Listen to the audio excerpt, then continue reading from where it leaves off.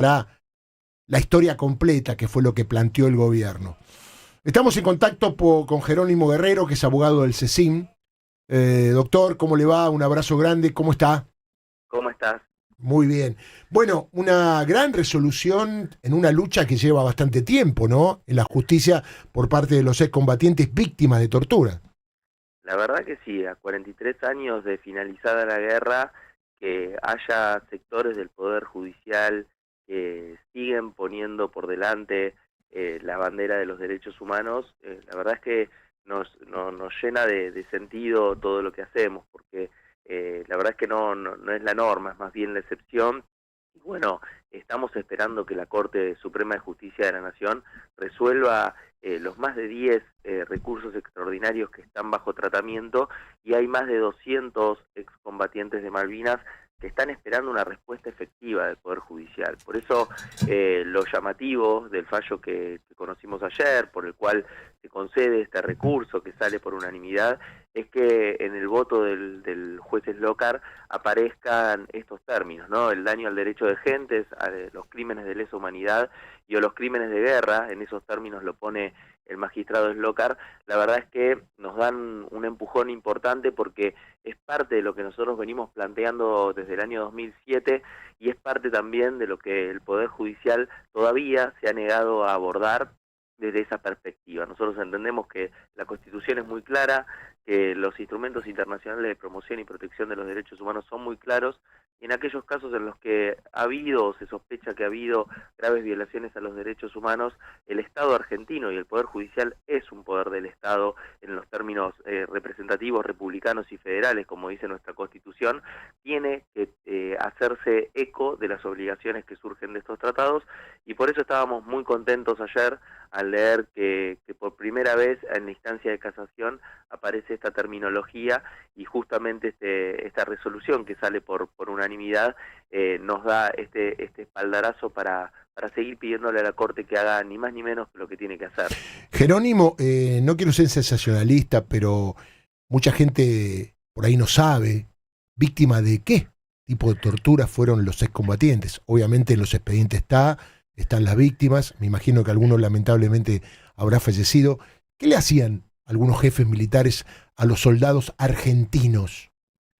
Bueno, la pregunta, lejos de ser sensacionalista, es importante porque se tiene que conocer la verdad, ¿no? Nosotros luchamos por la memoria, la verdad y la justicia, y es importante que se conozca la verdad. Los soldados, los colimba, sufrieron múltiples torturas. Muchas de ellas fueron los estaqueamientos, que es sujetar a las personas al piso a través de sus extremidades con estacas.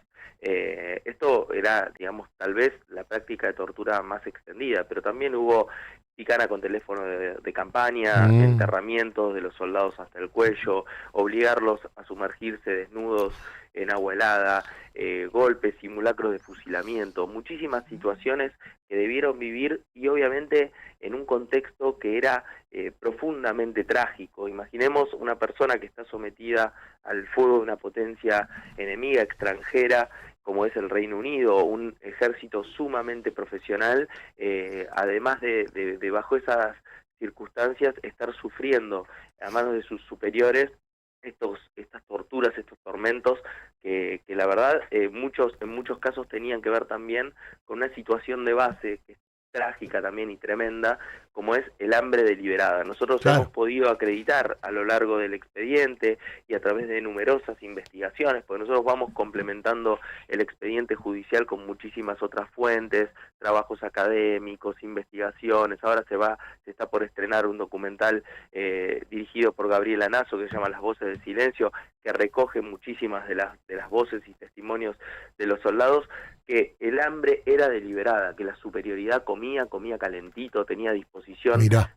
numerosas cantidades de recursos, mientras que a los soldados colimba se les proporcionaba lo mínimo indispensable, y cuando muchas veces el hambre, esa necesidad de sobrevivir, de generar alguna acción propia de la supervivencia, los llevaba a carnear un cordero, a realizar alguna acción tendiente a poder alimentarse, y eran descubiertos, Uh. aparecía la tortura como una represalia adicional a ese hambre inicial. Entonces, Ahora, Jerónimo, perdóname, sí, siguiendo tu relato, esto fue en 1982, hay métodos utilizados en la dictadura, claramente en lo que pasaba en Malvinas.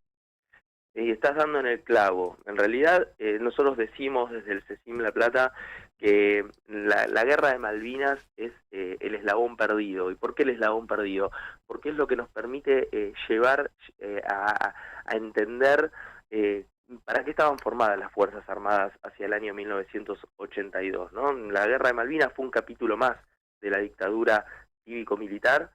Y lógicamente estas Fuerzas Armadas estaban instruidas en la doctrina de la seguridad nacional, a instancia de la Escuela de las Américas, para reprimir lo que regionalmente se había caracterizado como el enemigo interno, ¿no? Nos dejó un saldo de 30.000 detenidos desaparecidos, de torturas extendidas a lo largo del territorio continental argentino, y lógicamente no estaban formadas estas Fuerzas Armadas en una hipótesis de conflicto externo, de guerra.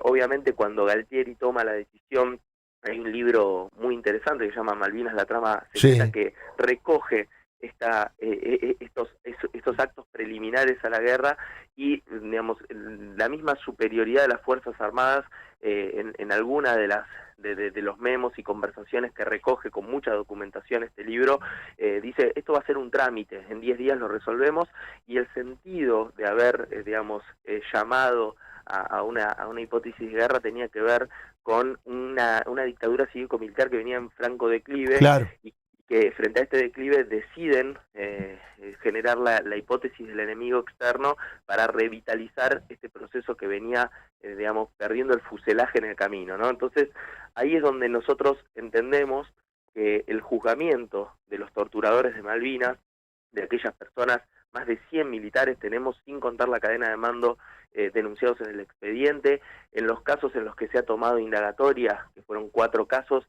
los 4 casos culminaron en procesamiento. Claro, parece un término técnico, pero lo que nos da la pauta es que hay muchísimos elementos para sostener lo que nosotros venimos denunciando, instancias de los soldados que fueron víctimas de tortura. Bueno, lo que estamos diciendo es, en el momento en que nosotros podamos emplazar este rol de las Fuerzas Armadas, demostrar que estas Fuerzas Armadas están preparadas para la tortura, para el exterminio y no para la defensa de la soberanía nacional, es que vamos a poder realmente terminar de cerrar un capítulo oscurísimo de la historia nacional y que tiene que tener bien determinadas las responsabilidades políticas y sobre todo las responsabilidades criminales. Muy bien, Jerónimo, está escuchando el doctor Alejandro Slokar, así que le mandamos un saludo, autor de El voto más importante para mí, este fallo de la Sala 1. Te mando un abrazo grande y estamos en contacto, ¿eh? Un abrazo inmenso, hasta luego. Jerónimo Guerrero, abogado del CECIM. Vio que cuando habla un abogado claro,